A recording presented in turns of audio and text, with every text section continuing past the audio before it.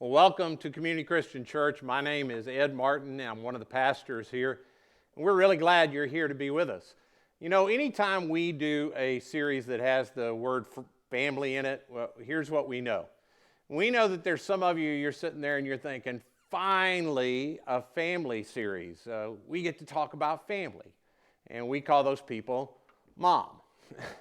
Now, that's not completely accurate or fair or any of that. I get it. But, you know, I know that there's some of you and you're single parents, and I've heard from you that often you don't feel like people treat you like a real family. And we're going to talk, you're included in this series. And there's some of you that are just single, and you always feel like in family series you're excluded. But no, we're going to include you in this as well, because really what we want to talk about is, well, we know that everybody here is in a family. You've been affected by family. You have some things that you want or didn't like about a family. And there are people now, however you relate to them, that you treat as family, that you react with them as family. What we really want to talk about is we want to talk about relationships. But we just didn't think the title, What Happy Relationships Know, rang, it just wasn't as good as What Happy Families Know, so we went with family. But we're really talking about relationships.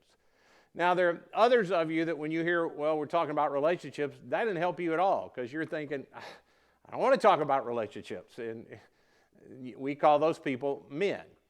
And that also isn't really fair, and it's not completely honest. But here's what we know. If you're not really the relational kind of person, you're not that kind of person. When somebody says to you, hey, we need to talk about our relationship, you're thinking, do we have to fix something in the relationship? Because I didn't even know there was anything broke in the relationship. And I know the more relational people are like, well, no, we don't have to fix anything. I'm not saying anything's wrong. We just need to talk. We need to tune up. We need to check up. It's good to talk about it. So over the next few weeks, we're going to talk about this. And you're probably going to figure out that you're okay. But if you don't figure out that your relationship is okay, we want to give you some things to think about and really ways to talk about these things with some handles that you might not have thought about before. Now, as I already said, this is the first week of this new series. And if you're new to Community Christian, you may not know that when we start a series, here's what you should know. Today is just the introduction. And what I mean by that is there's not going to be much Bible in this today. We are going to have a little bit of Bible at the end, but if you came with your Bible and you're ready to flip it open and you think to yourself when you leave here today, do they ever talk about the Bible? Well, yeah, we do. We talk about the Bible, and next week we're going to talk about the Bible a lot, and so make sure you're back next week. But if you leave here later and you think, well, I didn't really get fed, well, that's because I was just setting the table.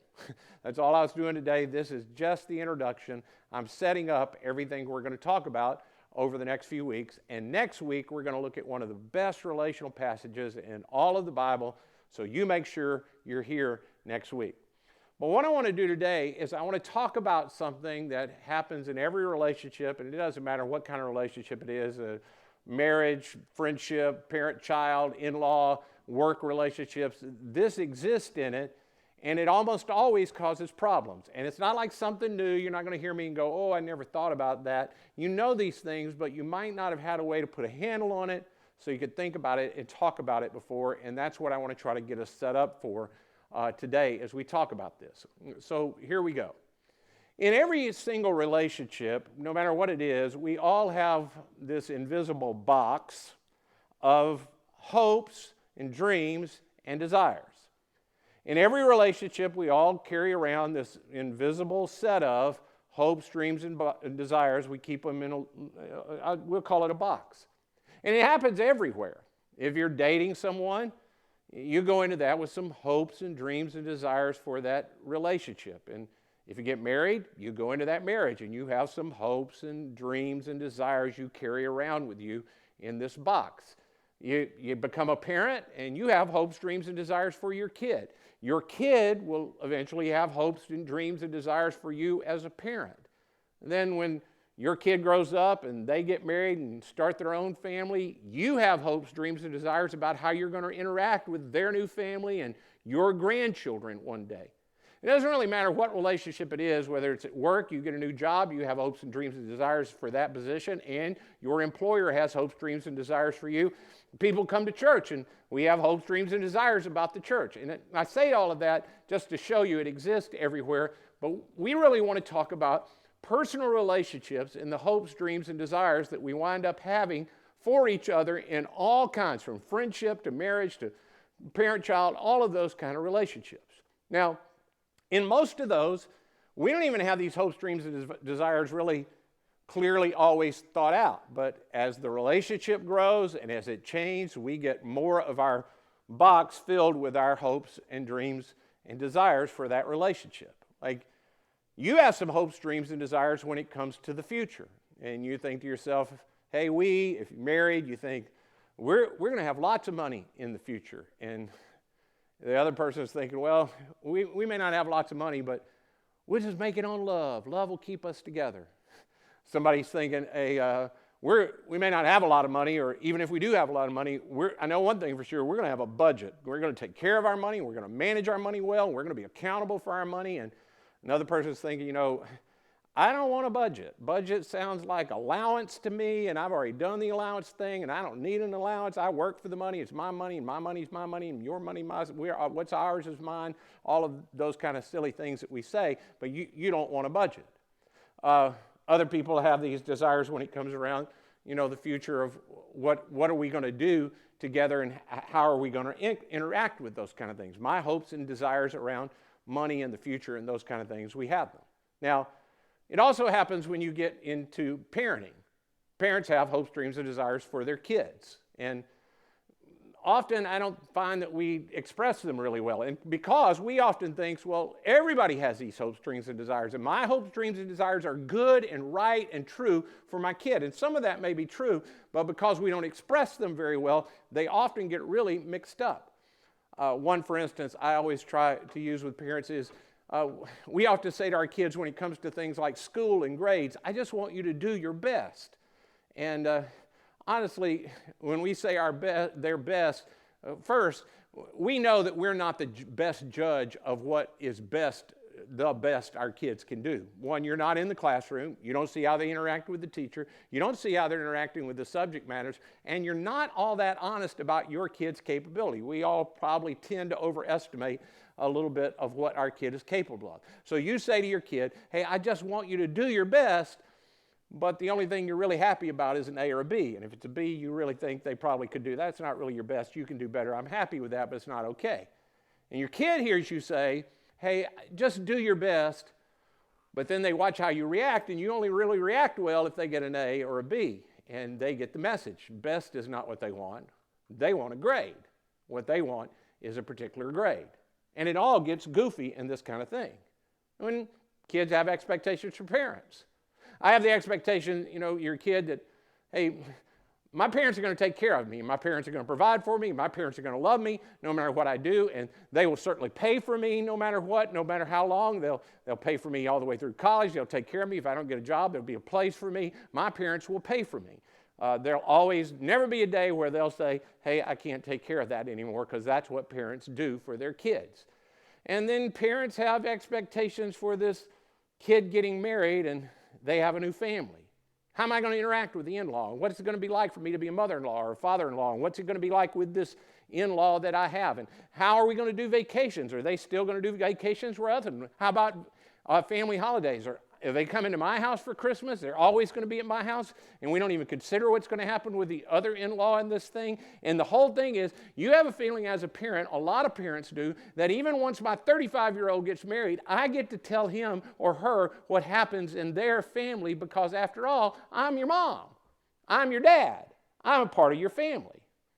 Another thing that we have around these kind of things is we have this expectation around, well, who does what in the relationship? Like, responsibilities in a relationship, like even in friendships, like you text your friend and you have the expectation, say, we're really good friends, they're gonna answer me no matter what, and how quickly do I have to answer, and how much detail do I have to go into? Like, you ask me a question and you tell me something about your life, do I have to reciprocate and tell you something equally like that in my life? How do we treat the things that we tell each other? How much time do we have to spend together for us to be considered really good friends? Like a number of years ago, and it's been a long time ago for me. I didn't really know how all this expectation worked, and I just thought everybody did friendship the way I did friendship, and the person I thought I had a good friendship with, I know they thought everybody did friendship the way they thought it. And one day I noticed she's not really happy with me. I thought we had a good friendship, but I could see there's a little distance. I'm really intuitive that way. And I could see that they were mad. And so we began to talk about it. What I figured out was that they didn't think we were spending enough time together to really be considered friends. I'd say we're friends, and they would say, well, are we? And they didn't think we should spend time together, or we're spending enough. And they thought that meant we would eat together, and we'd go on vacations together, and that one day our kids and our families, our spouses, we'd all get along together. And eventually they, he mentioned, hey, we'll probably retire to each other when I can see us being old sitting on the porch rocking together. Now, some of you know, because you've seen my Friday videos that I send out and stuff like that, and you know that I have a swing that I like to swing on, but I just be honest with you, when it comes to my porch and my swing, if you're not my wife or my grandkids, I'd just soon swing alone. That's my expectation around that, but they had a different one, and we had to talk about that expectation. I almost forgot, marriage, big expectations around sex, like how much sex are we going to have, how often is it, What's my wife? I mean, I guarantee you the men in a relationship have expectations around sex. Like, what's my wife going to wear to bed? And she's thinking, oh, he just wants me to be comfortable. No, he does not. That's not just what he wants. See, we all have these expectations when it comes to relationships of all kinds. Marriage, parent, children, family, work. I could give you examples for all of those kind of things. And of course, we all think they're good and fair in marriages and work and all the rest, which inevitably leads to conflict. And then we have expectations about how I'm going to handle conflict. For some people, their expectation is, well, if a relationship really works, there shouldn't be any conflict because good relationships don't have conflict. And other people are like, no, all relationships have conflict, and we just have to deal with the conflict. So let's just get it all out on the table. Let's just tell each other the truth, and let's just talk about everything. And somebody else is saying, no. One thing you don't do in a relationship is just tell all the truth and put everything on the table because people's feelings are going to get hurt. You don't have to tell all the truth. What you do is make sure that everything you say is true. But you don't have to say it all because people's feelings will get hurt in that. And other people are like, oh, well, you're going to have conflict, and in conflict, occasionally somebody's going to raise their voice. And other people are like, oh, whoa, if you raise your voice, that's just disrespectful. You should never raise your voice in a conflict. And then a big one that I don't think hardly ever gets defined is, so how are we going to treat each other? Like, how are we going to handle all these kinds of things? Like, I have these expectations like a friend will always. A spouse will always. My kid will never. You have these expectations, and they're clearly defined in your head, and they're just these unspoken hopes, dreams, and desires, and they're often deeply, deeply, deeply held. And then you don't know about them in the relationship when you're on the other side until you cross one of those barriers. And then it's really hard to go back. Now, more than most of us want to admit about this kind of thing is our hopes, dreams, and desires, they almost always come in reaction to something. And what I mean by that is they're almost always about something that I saw that I didn't want, or I saw something that I did want. Like, for instance, when you were younger, there's something happened in your family, and you're like, I'll never be a dad like that. I'll never be a mom like that. I'll never be a husband like that. I'll never be a spouse. I'll never be a friend like that. And there was something that happened, and you wrote it down, and you put it in your box. I hope I'm never like that, and it's my dream that I'll never have a relationship like that. Others of them that you carry around in this invisible box of your hopes, dreams, and desires are things that you saw and you never got, but you wanted one. Like you saw something in a friend, and you're like, I want me one of those. I want a spouse like that. I want a kid like that. I want a home like that. I want a marriage like that. I want a friendship like that. I want a grandkid like that. I want one of those, and you put it in your box. Now, all of the things we carry around, they're not bad. In fact, some of them are reasonable things to put in a box of what you would hope, dream, and desire in a relationship. But the one thing that all of them they have common in My box of hopes, dreams, and desires is me. These are my hopes and my dreams and my desires. I'm the one that saw that and chose it. I'm the one that wants that. These are my hopes, my dreams, and my desires. And what we all know for sure, or at least you can sort of get intuitively, is when I take my hopes, my dreams, my desires, and I finally get to a place in a relationship where I feel comfortable enough in a friendship or a marriage or whatever, and I finally say, here, this is for you. Here are all of my hopes, my dreams, my desires for this relationship. Now you make these true for me. You take these things that I want. You're my best friend. You're my spouse. You're my wife. You're my husband. You're my kid. You're my parent. You work for me. This is a great company. I want this to be a great place. Here are all my hopes, my dreams, my desires. Here, I got this for you. You take this and you make it true. But we all know the problem with that is, even for things that are good, is when I take my hopes, my dreams, my desires, and I put them on you, it doesn't feel like a gift. Instead, hopes, dreams, desires, they sound so light, they sound so good, but when I take my hopes and dreams and desires that felt so light to me and I put them on you, they don't feel light, they feel like a weight. It feels like a responsibility. It feels like a bar that you've raised that I'm not sure I can jump over. It feels like something that now I don't know what to do with it. I remember once being with a young couple, and they came in because they were having some issues in their marriage. They hadn't been married long. I wasn't even that old at that point, and they were talking through and found out it was really a money kind of issue. And the wife, and she didn't even see this as a problem, and I didn't initially either. She just kept saying, I know it's just a season, and eventually it's going to get better because he's going places. I believe in him, and he's going to go places, and we're going to have more money in the future. And I noticed that every time she said he's going places, that we aren't staying in this place forever, that he'd roll his eyes and he'd smirk a little bit. Well, me being me, about the fourth time he rolled his eyes, I said, hey, wait just a second. Are you seeing your job as a stepping stone to some place? Do you see it? You're going to eventually move on to something else? And he said, well, I don't see it that way. I love what I do. And I don't have any plans of ever doing anything different than this. And then her face changed. It became something else, and we all saw it. Now, let me tell you what I've learned over the years. I could have told you that same story because I sat in the same kind of place when it was a mom with her son, and they were talking about college. And she was saying, it's going to be like this, and he's going to do this, and he's going to do this. And every time she'd say what he was going to do, he'd roll his eyes. I've seen it with the dad, his daughter talking about her future. And he had hopes, dreams, and desires, but they were all his for her. See, the problem with this, and you know it, is when I'm attempting to recreate something or build something or stay away from something, and my hopes and dreams and desires, they turn into expectations when I give them off to you. And it doesn't feel like love when you hand them to me. It feels like these are demands. Like you're demanding this out of me. And what happens in a relationship is when we both have these boxes of invisible things in a friendship, and I take mine and I go here, and you take yours and give it to me, we both are in a place we've handed this other thing, and we all tend to do this in almost every relationship. And then we all tend to react in almost the same way.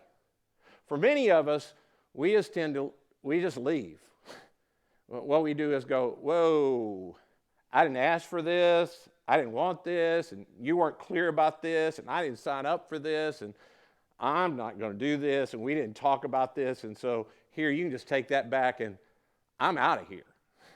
I'm not staying.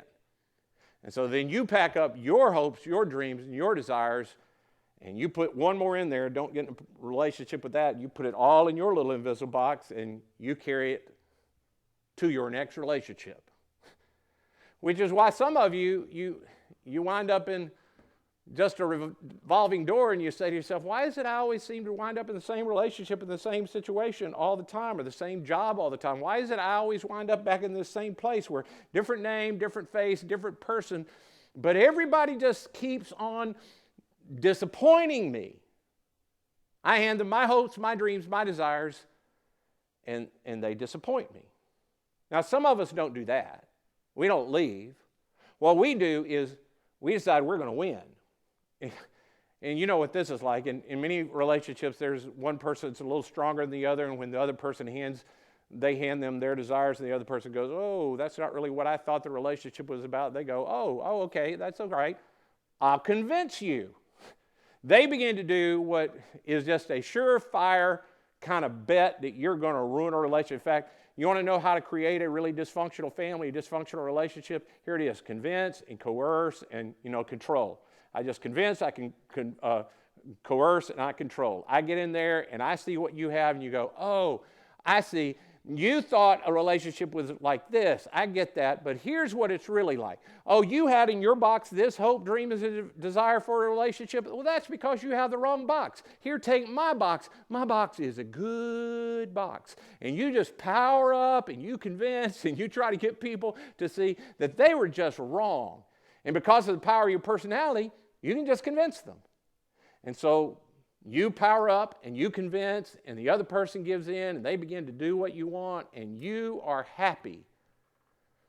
And it looks like the other person's happy for a little while until they realize, oh, I'm not doing what I want to do, until one day the person has a problem and they can't quite fit it into your box, and then you're left saying, but I thought he was happy. I thought she was happy. And because who isn't happy when they have to become something somebody else made them? Who isn't happy when they have to do something that somebody else wanted to do themselves? I thought they were happy. I just need to get them back in my box. Or if you don't try to win, often the other person, you just try to conform. We become somebody we're really not, and we try to push our desires down, and we take our box and we just take their box and we hold on to it, and every time we're around them, we try to become the person they are. We conform to their image. We become what they are. And over time, people begin to say to you, you're not the person you used to be. And you go, oh, I'm happy, I'm this kind of person. And conforming works for a while. It really works for the person that you're conforming into their image. And as long as they're happy, I'll just be happy. But over time, you eventually realize something's broken in this relationship. Now, there's another option in that than the ones I just presented, and that's what we're going to talk about a lot next week. But as I get to the end of my time today, I want to try to talk to you about something and give you another picture of how to look at this really quick when it comes to talking about relationships and what it is that happy families know. You see, what you haven't thought about is that when I take expectations and I hand them off to you, I create a debt-debtor relationship. Whenever I take my hopes, dreams, and my expectations and I hand them off to you, I make you live under the assumption that you now owe me this. I mean, we're in a relationship, and I've now told you what I want, and you now owe me these things. I've given my life for you. I took care of you. I had 2 days of labor to get you born in this world, and I have paid for you forever, and we paid for college, and we give you a place to live, and I have done and done and done and done for you. You owe me. I work, and you stay at home, and I earn more, so you need to do this for me. You need to make sure to take care of my needs and my dreams and my desires. I gave you a child. I committed my life to you. I have sex with you whenever you ask. So you owe me. Stay in shape. Take care of the kids. Earn more money. I stood up for you when nobody else would. I mean, when you blew it and all your friends walked away, not me. I've been your friend the whole time. So you owe me. I continue to stand up for you. You owe me to be my friend. Now, you may not know this, but that kind of owe me relationship, that's not what God had in mind when he thought up relationships. And the truth is, it's not what any of us had in mind either when we think about relationships. Let me just ask you, how much gratitude do you have when somebody pays you what they owe you? I mean, how thankful are you when somebody did something that they were in debt to do for you? Like, when's the last time you went to the tire store and you put down money and you bought the tires and they agreed to mount them and they get to the end of it and you go, oh, I'm so incredibly grateful. I can't believe it. I gave you $500 for these tires and you guys did exactly what I paid you for. I will never, ever forget this day. It's the best day of my life. We aren't grateful for things that we pay people for that they owe us to do. I mean, gratefulness and the expectation you're going to do it, well, those don't match up. And what happens in a relationship, even good relationships, and this isn't even bad, is over time is we fall into rhythms and we fall into expectations of what roles or what people are going to do. That happens in every kind of relationship. But what happens is when I begin to expect something of you, I'm not grateful for what you do. If Becky just does what I expect Becky to do all the time, then gratitude says, well, I don't have to be grateful. You're just doing what was expected. The other thing about the debt-debtor thing that we don't think about often but is true is that it eliminates the possibility that I can unconditionally love you. Because I owe you and I love you don't go together. I mean, if you owe me, I can't love you. And by that I mean if I owe you flowers on Valentine's Day and I get you flowers, then I just paid off a debt. If I owe you a gift at Christmas and I get you a gift, we're just even. If you have expectations and you lay them on me and you expect it, then every time I meet your expectations, I just got back to level. I owe and I love, you owe me and I love you, those don't go together. In fact, I can't even feel love where you're just doing what I expected you to do. You eliminate the potential for love when it comes to this place of you thinking that a person owes you for something. And that's no way to live. And the good news is, you don't have to live that way. You don't have to do relationships that way. You don't have to do friendships that way. You don't have to do dating that way. You don't have to do marriage that way. You don't have to do work that way. You don't have to do it that way. There is another way. And I want to talk to you about that. And we're going to talk about it next week. But I'll end with this question that'll get us headed in that direction. So what is it I do with my hopes, dreams, and desires? If I can't take this box of hopes, dreams, and desires I have and I give them to you, what do I do with them? How do I handle it if it's not right for me to hand them off? And again, come back next week, you'll get the longer answer. But the short answer to this is, here's what you do. You keep them in the box. You keep them in the box. Which leads to the next question, well, how do I do that? How do I not wind up handing it off to people in my friendships and ruining the friendship? How do I not do that in a dating relationship? How do I not do that? Well, to start answering that here, I'll give you something to think about. And this is not original with me. I didn't come up with this. I've used it in other settings. I've heard it so many times, I don't really know who came up with this. But here it is. Some of you have heard me ask you this in other settings. Here's the question I want you to deal with. What do they owe you?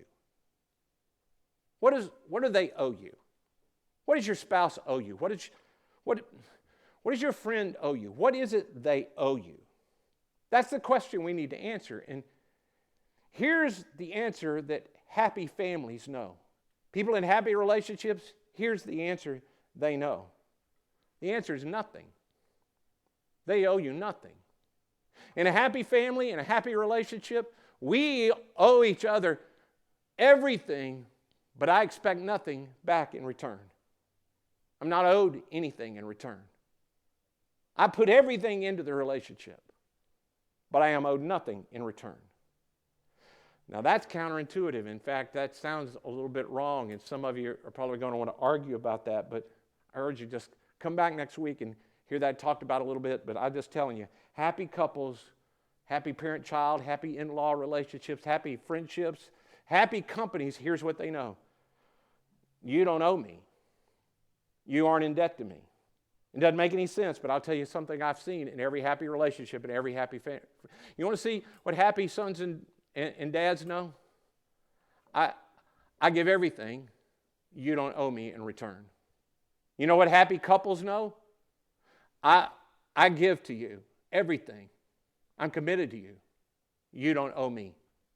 You know what happy parent children, that's exactly what they know. And in those moments, there's something about it that doesn't make sense. I've seen happy couples go through situations where they have money and they don't have money, and they're happy no matter the circumstances because they realize the other person doesn't owe me anything. I've seen happy families be in an extraordinarily bad circumstance, and they're still happy. There's just a mystery around this thing. They all have something in common. They live every day fulfilling the command of Jesus, whether they knew they were fulfilling the command of Jesus or not. And here's the Bible verse. Jesus says, he says, here's what I want you to do. A new command I give you. As I have loved you, you love one another. This isn't do unto other people what I want them to do for me. This is you do for other people what I have done for you. I have given to you unconditionally while you still weren't turned toward me. You love the way I love you. You give. They don't owe you anything back. Later, a follower of Jesus, Paul expounds on it, and he says it like this: walk in the way of love. And we're going to talk about that more next week, but what does love require? What would it be like to unconditionally love the person? I want to end by asking you to think about a couple of questions this week. And first is, I want to ask you to get really clear on what's in your box. When it comes to that relationship you really want to make work, or the one you're having conflict in, what is your hopes, dreams, and desires in that? You need to get really clear on that. And the second one is, have you willingly or unwillingly, have you taken it and have you put it in somebody else's lap and said, here, do this for me? Have you willingly or unwillingly taken your hopes, your dreams, your desires and said, now, you owe this to me? Happy families know. Happy couples know. Happy friends know. You don't owe me. I'm committed to you. You don't owe me at all. That's what happy families know. That's the groundwork for a great relationship. Come back next week and we'll take the next step. Let's bow together and I'll pray. Father in heaven, thank you for the chance we have to know you and for the great relationship you have with us, which came with really no strings attached. And while we were still far off, while we were turned against you, you gave your very best for us. You loved us. And now you've asked us to love each other in return. Help us to do that.